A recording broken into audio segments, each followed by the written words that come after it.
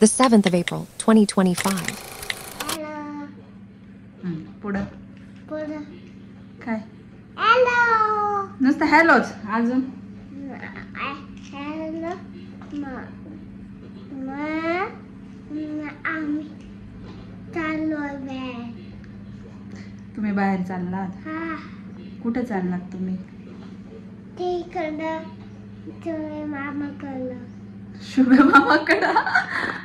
शुभे मामाकडे चालला नाही मग कुठं जायचं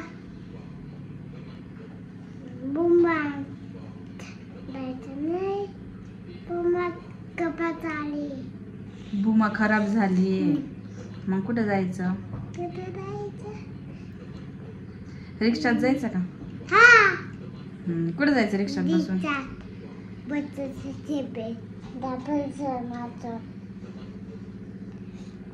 आता मी बोलू का मी बोलते ना आता मला बोलू दे ना हॅलो नमस्कार मी स्नेहा मराठी कलाकार या माझ्या यूट्यूब चॅनलवर तुमच्या सर्वांचे अगदी मनापासून स्वागत करते तर कसे आहात सर्वजण आय होप मस्त आणि मजेतच असेल तर सर्वांना सर्वप्रथम श्री स्वामी समर्थ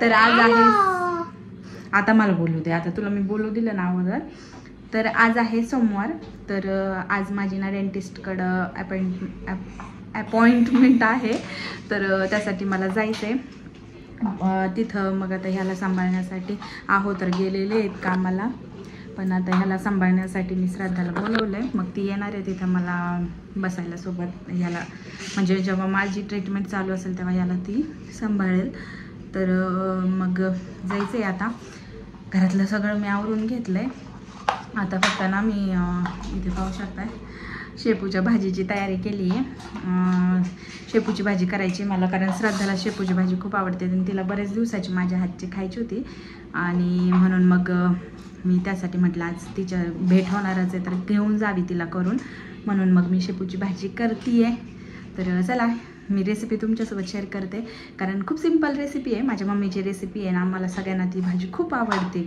माझी मम्मी लहानपणापासून आम्हाला करायची ना तर खूप आवडते तर चला तुमच्यासोबत पण शेअर करते मी ती रेसिपी सिंपलच आहे पण चला तर या ठिकाणी मी कढईमध्ये तेल ठेवलं आहे तापायला तेल पण छान गरम झालं आहे त्यामध्ये मी जिऱ्याची फोडणी घालते तर खूप सिंपल आहे त्याच्यात काही नाही जिऱ्याची फोडणी झाल्यावर इथं टोमॅटो कापून ठेवलेले आहेत मी तर आता ते फोडणीत घालायचे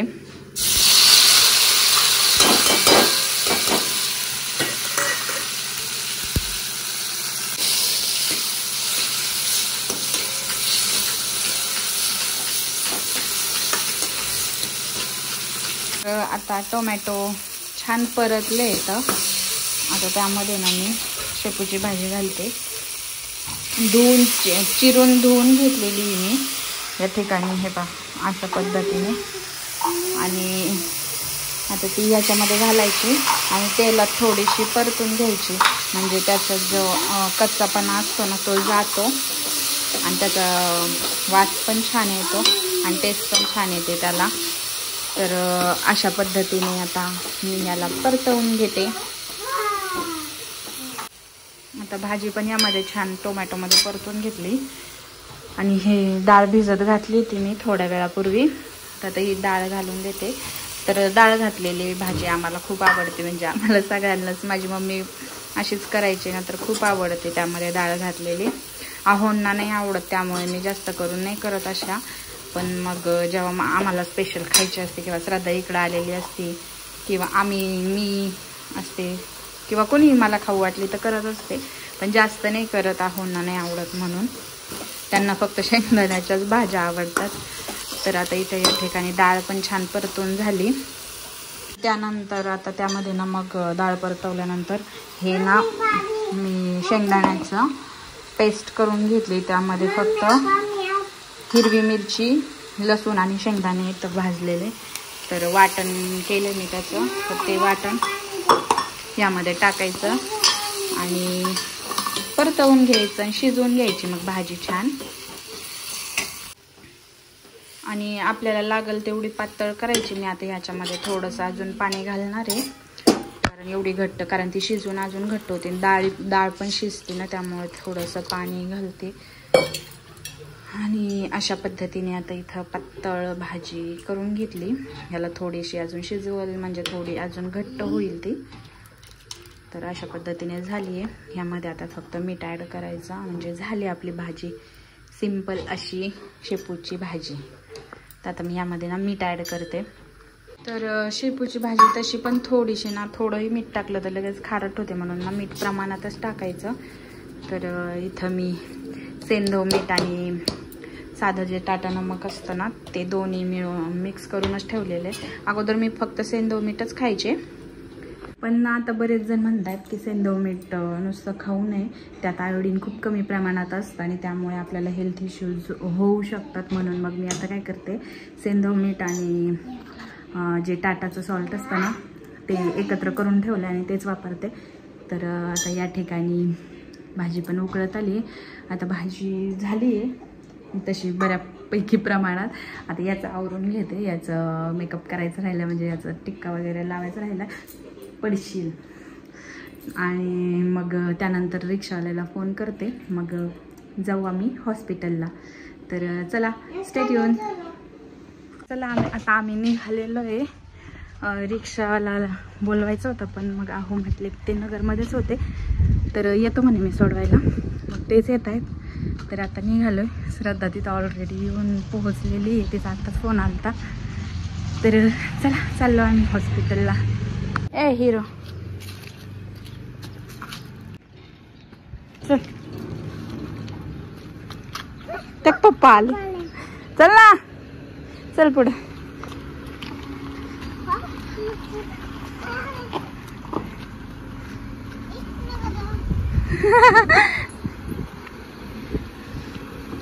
उघडा. खुश बघितलं किती झालं.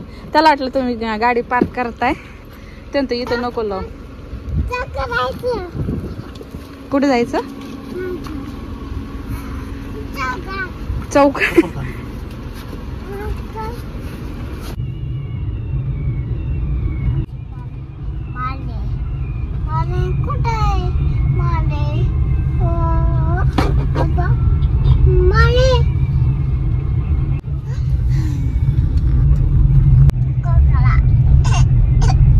तुला दाखवायचं डॉक्टरला. खोकला आला. अजून काय दुखतं तुला? ते काय डॉक्टर ते समोर हॉस्पिटल जायचं ना. काय दुखत तुझं? दाखव ना मला. डॉक्टरला काय सांगायचं काय दुखत? काय काय दुखत तुझं? कुठं कुठे खोकला? तोंडात आहे. कसा येतो खोकला? दाखव. तोंडात येतो. कसा खोकतो तू? खोकून दाखव ना मग. खोकला आला. हा खरंच आहो, मला न्यावं लागणार आता दवाखान्यात. इंजेक्शन टोचवायचं का याला? मग आता दवाखान्यात न्यायचं तुला खोकला आल्यावर. आला ना खोकला?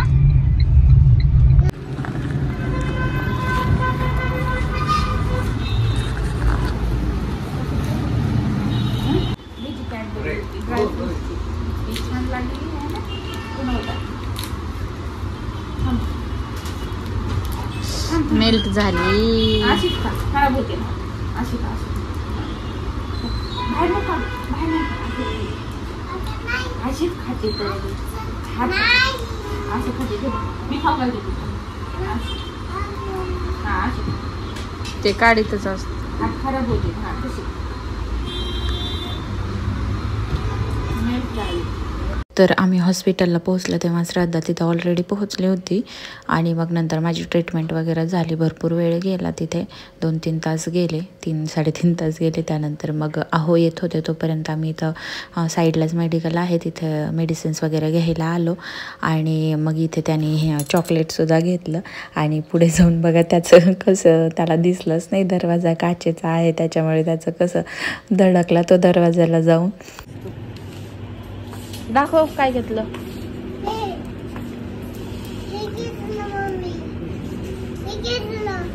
बरं घेतलं चला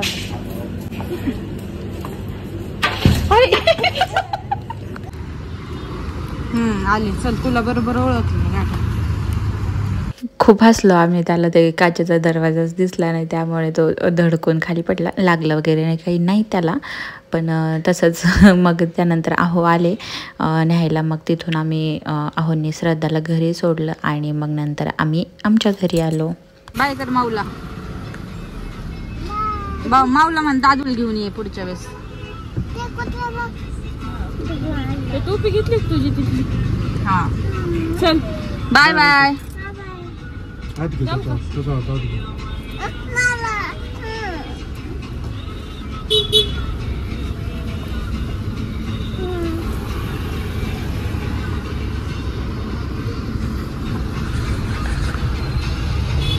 हॅलो सर्वांना. तर आता ना वाजलेले तर 5:30-6 वाजत आले.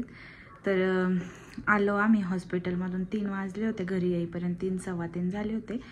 आणि मला ना पूर्ण भूल होती ह्या साईडला. माझं रूट कॅनल झालं ना, तर आज पहिलं सेशन झालं. याच्यानंतर अजून 2 वेळा जायचं आहे आणि त्यानंतर मग कॅब बसवायची आहे.